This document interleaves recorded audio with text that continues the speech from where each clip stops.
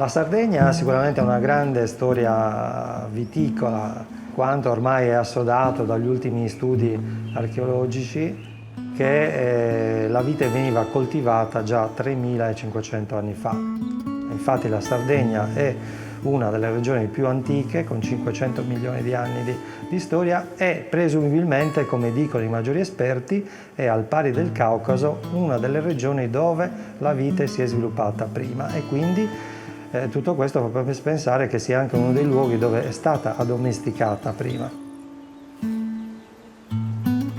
Ecco, sicuramente i sardi sono sempre stati considerati degli ottimi viticoltori,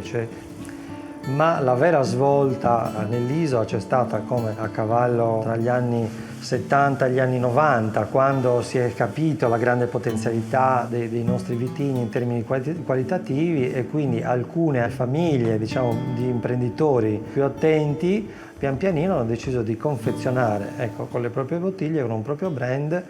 e hanno in qualche modo fatto capire a tante altre piccole aziende che tutto questo era possibile.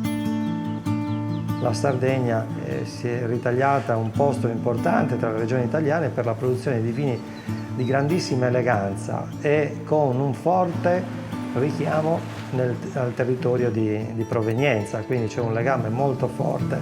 di questi vini ed è un qualcosa che oggi viene molto apprezzato anche dal consumatore.